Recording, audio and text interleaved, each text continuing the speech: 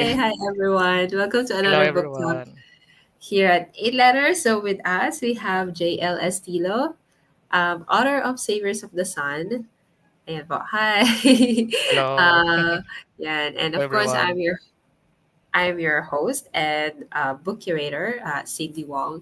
So for today, we're going to talk about Saviors of the Sun. So before that, I'd like to introduce or read the bio muna of J.L. Estilo, also known, real name is Joshua Lawrence Estilo. Is an avid fantasy and sci-fi reader and writer. He is a published research paper writer and is currently working at Negros Occidental National Science High School, Philippines as a research science and applied physics teacher. When he's not writing, he's playing Dota 2 or drawing. And Sabers of the Sun is his first book out of the 7 planned novels of the Perfect World series and Mahaba-Habayan. how long do Nice. you think it will take you to write all these 7 books? Um, Timeline-wise, I am planning to actually write it within 2 to 3 years. So, mga 21 years. Hindi naman siguro. Depende pa kasi. Depende sa number of books talaga na i-demand ng story. Okay. All right. So let's dive right into the questions now.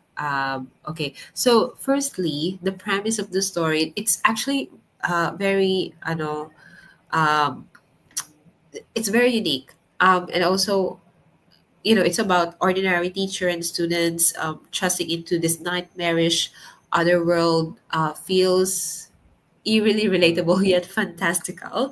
What inspired this collision of the mundane and the monstrous? Were there real anxieties or mythologies that shape Visaya's creation? It sounds like Visaya, but yeah, can you Yeah. tell us more like what inspired you with this story?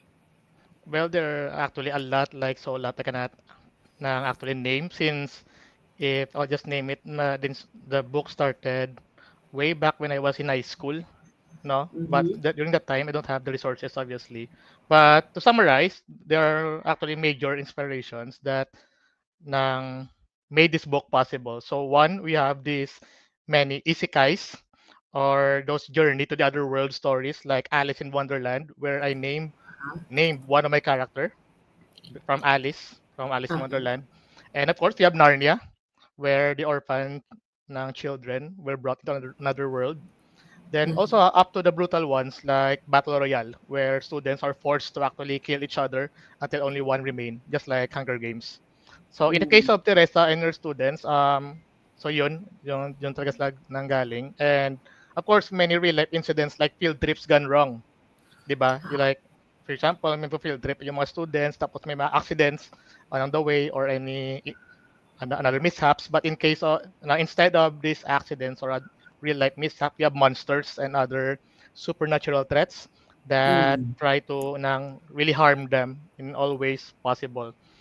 Na not only their lives but also their mental and other emotional state. And above all, the idea that our world is just one of many others. That's why I have this multiverse, which was Mm. inspired by my teachings in applied physics, yung sa quantum mechanics na part, no? Na kasi ngayon naging uso na yung multiverse. Pero in my end, this was already conceptualized pa before when I was in high school pa. So hindi pa yun uso Mm. yung multiverse like the Marvel Cinematic Universe and other stories. So hindi pa siya booming that time. And of course, when it comes to Visaya, Visaya is obviously inspired from Philippines, Uh-huh. Visayas, Yeah. where in fact in the shape of the map as you can see on the book is sock shape or parang medyas, just like Yeah. the Philippine Negros Island where I actually live in. So doon ko na Mm. gusto ko talagang ilagay yung Philippine culture if ever nang mag-boom ito, especially on an international scale na Mm. i-promote siya kumbaga. Mm-hmm. Then so Visaya is just one of these parallel earths, no, where there are infinite yet to be discovered. Nang more will be explored and will be shown to the audience or the readers and of course to our characters na kailangan Mm. nilang i-deal na kasi hindi sila aware na may mga multiples talaga. Although they know lang in theory Mm. kaya natin, we know in theory lang na baka may multiverse talaga or mga parallel worlds kasi mayroon naman talagang mga mga formulas and the like. Mm. And of course, we have the halflings in the book. inspired by Philippine folklore, of course, like Capres and Tikbalangs. And we have Teresa, our Filipina-American character in Popoy na nakarecognize agad ng Mm. similarities ng mga creatures there sa kanilang own world. Although sa world ni Teresa, wala talagang mga ganun. Kumbaga normal, like ours, normal lang talaga na Earth. Pero parallel pa rin na Earth. Mm. And of course, ng Bertires are the creatures that invaded Visaya are just ng conglomeration of multiple creatures talaga. Primarily yung mga zombies na kapag Mm. natake ka nun, magiging parehas sa kanila. But instead na magiging parehas ka lang sa kanila, mag-accumulate yung mga na naging victims nila. So kumbaga ako ng Mm. Bertires, mag-attack ng aso, magiging Bertires dog. And if ang Bertires dog mag-attack or infect ng tao, magiging Bertires dog aso na combination. Parang ganon. Oh. And kasi yung yung idea like ang book is called The Perfect World. So that Mm. is the main theme talaga na book ng what does it mean to be perfect and how to achieve Mm. perfection talaga. So like for Right. example, all of them, all of the themes, the creatures like the Bertires, 'di ba? As Mm. what I've said, they are targeting this creature. They're actually taking the perfect what they think is the perfect ng characteristic of their victims Mm. and integrate sa kanilang system, kanilang DNA na integrate. So all of the characters from Mm. Teresa to her students to everyone, they are dreaming of a perfect world, and it's only a matter of how they will achieve it and if they are if they will realize if their ideas of a perfect world are actually true or not, or even if there is actually a perfect world. Parang ganun po. Mm. Sa mga Mm. philosophy naman po na inspiration. Yeah, what I found unique dito sa story na to, sa novel, firstly it's very thick, and also na-introduce talaga yung different cultures. Of course, na-highlight yung Philippines, pero what I noticed is nag you also introduced other cultures. Like for example, si Teresa, you mentioned earlier, she's Filipino American, and then I believe yung other characters, other students Ay, dito, they're yes, okay also yan. yeah, they're also Yeah, from yeah, other yeah. parts of the world. Ano ba to, international school? Yeah, yeah, yeah. It Oo. was an international school actually because sa lore naman sa story sa world ni Teresa is ng parallel Earth din yun, no? May gera yun, yung Eastern and Western Hemisphere ng Earth. Kumbaga Asian and Eastern Mm, na part ng country natin. right. So, ayun, nagtukod sila ng middle school to expecting to actually nang negotiate, parang peace negotiation na kumaga kasi nag-end na yung war eh. Well, deep down, Oo. yung mga tao doon, parang nag-ano pa rin, nag nagba-backstab pa rin sa other countries, sa other sides. Parang ganun po. And I also want to promote din po yung idea of diversity na rin. Kasi parang yun yung college pa ako, nanonood din ako ng mga animes, ng mga series, at mga K-dramas and the like.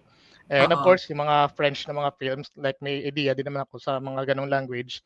Not to mention, when writing this book, I am also joining naman mga forums ng international Mm. forums. That is why was also able to meet ng editor from the US who helped me ng finish the book man.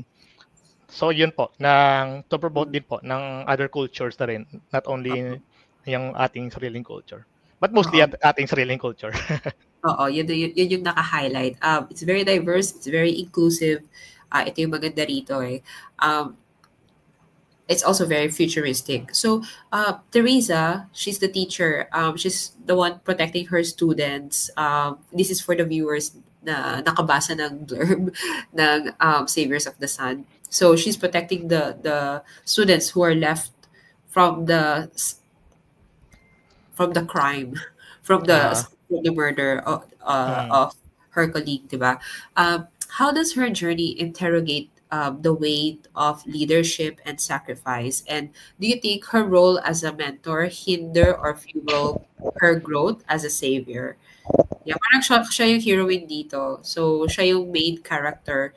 And also, another question is, will she appear in the succeeding books as well? Yeah. So Teresa is of course my main character, no? Because mas pagka nagre-resonate siya sa akin kasi teacher din ako na may duties and responsibilities din sa safety ng aking Oo. student. So parang medyo mas na rin, nang madali siyang i-write integrate mo na lang yung other na mga aspects sa fantasy and sci-fi. But when it comes to Teresa, she's actually conflicted because number one, she is the daughter of a religious Filipino mother, and a high-ranking na American father, na military father, both with opposing views and in handling conflict. No, so when it comes to her mother, obviously we have the value of kindness and compassion and Uh-huh. forgiveness. Na na if before that and on the other hand we have her father that encourages her to deal with problems or conflict with might and fury, and if needed be cruelty talaga. Although as you can see in the book, parang 90% talaga ng mga ways of dealing ni Teresa sa mga problems or conflict is inspired from her mother talaga, which is love. And that is why she was granted the relic of the saint, because the value each relic or these 10 relics or Cillian relics, like her pearly orb, a white orb necklace, it has some values na dapat mapossess ng owner. So Teresa in this case is love. Okay? So these were Teresa's guiding philosophies in the story, and of course ito yung mga values na syempre as a character it will be put into a test. Like example, number one, yung minurder or pinatay yung kanyang mga students ng Uh-uh. ng colleague na parang may ano pa, parang crush mo pa na gano'n. Tapos anong Mm. gagawin ni Teresa? Should should he just forgive that particular person na parang gano'n-gano'n na lang? Na yun Mm. at ano kaya magiging reaction ng kanyang other students na vengeful in that particular matter? Like we have Brian, whose girlfriend was killed, then other characters na rin like ng Jethro, like the Erin, parang ganun. Kasi naglo-look up sila eh. Kumbaga yun Mm. yung binabalance ni Teresa at yun yung mga aspects ng kanyang character na i-bring up natin into the light as the book progresses. Parang Uh-uh. ganun. Siyempre at the end, whatever it was, ng Teresa will always be the mentor and of course, ng the protector of her students. Ang goal niya pa rin is to protect her students. So, hindi pa rin niya i-discard ang idea na at the end of the day, she will still fight. So, there will still be violence from her na, parang magpa-fight talaga. Like, may battles. So, ganun pa rin siya. So, isang matter na lang on, like, for example, yung makikita natin sa mga typical heroes, like, magpa-fight sila ng villain, matatalo yun ng villain. 'Di ba? Sa Uh-huh. mga vengeful na plot, anong gagawin niya? Papatayin niya yung ibang villain or ifo-forgive? Yun yung parang gusto kong i-watch out ng mga readers natin, especially sa mga next books. Because there will still more na challenges or specifically more traumas along the way Mm. that will test her ano talaga your conviction when it comes to these things. Na parang ganun po. Uh-huh. Yeah, so it's a fantasy novel, but also there's a lot of darkness in this Mm. fantasy novel as well. Parang dark Um, fantasy po talaga. Oo, grabe. So let's describe naman the antagonist. You mentioned the colleague, crush ni Teresa, but then actually he's the antagonist in the story. So can we talk more about him? And then also, okay, the reason why he wants to, he did what he did. Actually, Mm. he wanted to sacrifice Teresa and the rest of the students, yung natitirang nabuhay na lang, di ba? So that he Mm. becomes God. So, do you think he's purely evil or he's a product of something else? Well, without na revealing so much, mga spoilers, especially for the following books, na number one, I believe that nobody is purely evil, no? Unless ikaw mismo nag-author, nag-create ka ng character na purely evil lang. Which meron naman Oo. talagang ganun. But in this case, alam naman natin, no, that villains are also heroes in their own mind. Mm. And Roldan is just one of these gray characters, no, that believes that what he does is doing for the greater good in exchange for a few sacrifices along the way that involves Teresa and her students, especially if the cosmos is at stake. Kumbaga it's Mm. the entire multiverse over this ng students and the like. But I'll just say na watch out na lang po sa mga following next na Oo. mga twists that will come along the way. Kasi Yeah. malalaman din naman yung true motivation ni Roldan. As you can see naman sa ending na may Mm. nangyari naman diyan kay Roldan. And we will know naman on the next book ano talagang mga tunay niyang intention. Bakit nagkaganon-ganon. Okay, so it will explain more. So um, so I wanted to talk about a bit more of the world building, pero na-touch base na natin siya kanina, yung what I wanted to ask what inspired the land of Visaya. So totoo nga, it's Visayas.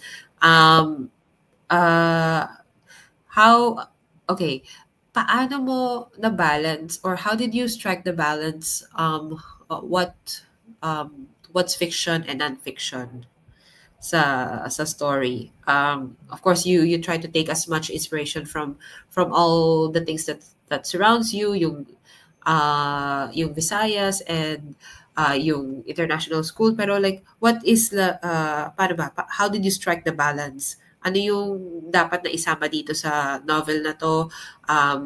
How did you weave that into this novel? Now, I think it's a balance. Ang first before the balance talaga is number one, read, read, read, and of course, Mm. research. Oh. And when it comes to fiction and fantasy, of course, you have for fantasy, you have books.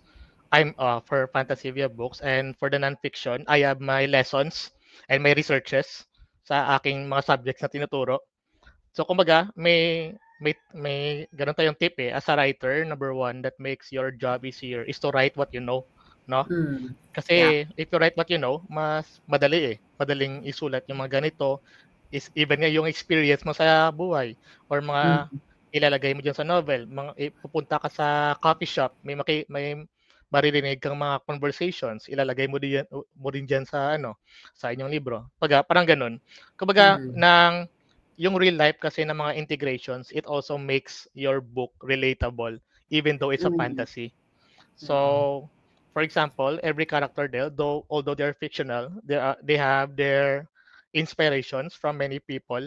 Like in the case of Teresa, for example, you have real life saints like ng ng Saint Teresa of Avila, like Mother Teresa, ng Mhm. Mary, parang ganon. Like Mary, it's Mary herself. Mhm. And of course, you have ng mga ano naman eh, mga fictional naman inspiration like sa video games, no? Parang gano'n. Kumbaga i-integrate mo talaga sila and that makes Mm. your characters and story in general ng well fleshed out, no? Mm. Ng Mm. kumbaga every word and every sentence, every paragraph, dapat talaga you write it with the sense of feeling. Kumbaga may vivid description siya that para mafi-feel ng audience ang emotion na Mm. na gusto mong i-express sa particular na paragraph. Like for example, I think one of the ng parang USP or unique selling point ng novel is when Teresa ng express her anxieties to Jethro Mm. sa Mm. ganong scene na Oo. maraming readers talagang naka-feel ng ganong scene kasi especially if you have anxieties talaga parang ma-describe nila na parang accurate yung portrayal or depiction ng anxiety. So bagay ng parang aside from research you also interview people Mm. na nag-experience ng ganun. Like for example, if you want to write if act na Korean character well, it's not only enough that of course not only enough that you watch Korean K-dramas, no? Mm. Of course you need to interview people, 'di ba? You need to interview ng real Koreans. Right. Yan, Oo. yung kahit nasa ano lang sa forum or gano'n. Yun lang yan. Yun Mm. lang eh. I also read mga novels din sa Japan. I also Mm. aside from interviews, may mga ano naman eh, may mga novels na nagdedepict ng Japanese culture and even mga ano rin, mga fictional din na Japanese na mga stories, parang gano'n. Kumbaga is ano talaga eh, it took me like many years siguro bago talaga ma-flesh out yung first book ko. In fact, Mm. natapos ko na itong first book ko ito nung college pa. And Oo. and, and sinabit ko siya sa isang ng local din na novel writing contest. Or siyempre hindi pa Ah. na ano eh. Kasi wala pa ako idea na meron pa lang mga first draft, parang ganun, first draft, Right. second draft, third draft. Wala ko alam doon. Sinabit ko na talaga. So siyempre hindi ako na ano. So Andes, ito, nagka-time, nagka-momentum. So tinapos ko. Mm. Eh, nung book Oo. 2 na rin, tinapos ko na rin. Yay! Ayan. Yan. We're very much looking forward sa book 2. Before we end, I want to get to know you as an author naman. So, do you write other genres ba? Or you prefer na mag-stick lang sa fantasy? Kasi, I mean, you have how many books on the line, diba? And Mm. also, what inspired you to become a writer yourself? I mean, although I already have like some guests na I can see that you're a reader, you read a lot, and of course you're a teacher, but yeah, perhaps you can enlighten us. Well, I've been writing before, most were inspired from mga movies, TV series, and the like, and I've been submitting constantly sa aming ng school paper. So Mm, minsan nagpapasubmit sila ng mga short stories, mga poem. In fact, ngayong song ko diyan, yung Oh Firebird, yan yung isa sa mga poetries na sinabit ko sa mm, aming ng school paper na pinablish nila sa kanilang parang libro no monthly na publication. So doon mm, ko integrate na parang nasasayang ako eh. At inspired din naman kasi yon sa sa Filipino folklore. So integrate ko siya. And of course, you have musicals. That is why parang pinaplan ko rin if ever as if i-visualize ko yung aking book into something like a series or a movie, for mm, example. Parang ganun eh. Parang may idea akong ganun. Oo. Parang siya, may musical siya na part. That is why mayroong mga kanta na in-integrate in through Teresa, kasi si Teresa yung dance and music teacher. So pag yan yung end goal ko, bakit may ganun. And what inspired me also is that yung idea na what you can do or what you can Mm, do on a normal or without on the lack of resources, you can actually write, no? ah, Like for example, in research, nagpa-publish na ako ng research paper sa education. mm, And when it comes to research like quantum physics, hindi ko kaya yun eh. Parang beyond na yan sa ah, scope ng aking skills ng ganun. So mm, instead of maggagawa ko ng thesis sa quantum physics and the like, what if gawin ko nilang novel? Parang the same thing na naman. Integrate mo. Or philosophy, na another thing na interested ako sa mga philosophy oo. ng what if yung ganun, what if gumawa ako ng thesis ko philosophy, kasi hindi naman ako philosophy major, ilalagay ko na Mm, lang sa novel. Kasi parang mas greater ang impact, especially if mababasa. Mas makikita nila yung application mm, ng philosophy even if it's a fictional world. Parang ganun. mm. Pa, Totally agree with you on that na mm, parang na iba yung effect pag nilagay mo ah, siya sa novel o sa libro oo o nga. sa mga stories or pag binabasa, 'di ba? Iba yung Mm, effect. And I guess that's one of the reasons why I'm also still in the industry. Pero JL, thank you so much for gracing this book talk. I am very much looking forward into working with you and how we can push the series forward. So JL, where okay. can we follow you? Um, siguro sa ano na lang po, may hindi pa kasi active yung ano ko eh. Kasi yung when it comes to marketing, promotion, kumbaga, may Facebook page din naman ako, yung Savers of the Sun by JL Stilo. At ito yung account ko, yung sa GC natin. Yan yung aking ano lang, parang main account lang, professional account kumbaga. Hindi yung dump account, yung ano lang. Kasi wala pa akong ano eh, parang sa akin on my end, parang after book to pa ako siguro mag-super. Actually, I already have like bookmarks and mga drawings Mm, na rin, mga mm. character art, fan arts. Oo, Marami na oo. akong ganun. Yung Oh. ano na po, hino-hold ko lang po, piniprepare ko lang for the right time siguro, like after siguro book 2 kasi medyo busy din naman ako eh. Kasi I Oh. started book 1 as a self-publisher. Mm, mm. Kumbaga obviously ako yung gumagawa ng lahat from the cover to the Oo, tanan yung mga pictures na hinahanap yung ganun. oo. And even sa book 2, in fact done ako sa manuscript. I think I'll be submitting but hindi ko pa natapos yung mga bonus like yung mga sketches. Kasi sa Mm. book 2 kasi as you know sa book 1 parang nabasag na yung smartphone ni Teresa. So Oo. hindi na siya magpi-picture, hindi siya maka-picture. But instead, she will be using a sci-fi version of a tablet where she will be Mm, magdudoodle siya ng kanya, mga nakikita niya sa book 2. mm, So parang ganun po mm. yung plano ko. But Yeah. nang manuscript wise, tapos na po ang book 2. I think I'll be sending. Although mas longer siya. Around 170,000 words na this time. Wow. Parang epic talaga. Epic Sige po. talaga 'to. Ayan, sana pick Ise-send upin ko niyo lang. na po 'to, gawin niyo na po itong movies or TV series. Ayan. 'Yun, salamat JL. Hope to see you again on our next book talk. Thank you everyone. Thank you sa Thank you, viewers. everyone. Bye-bye.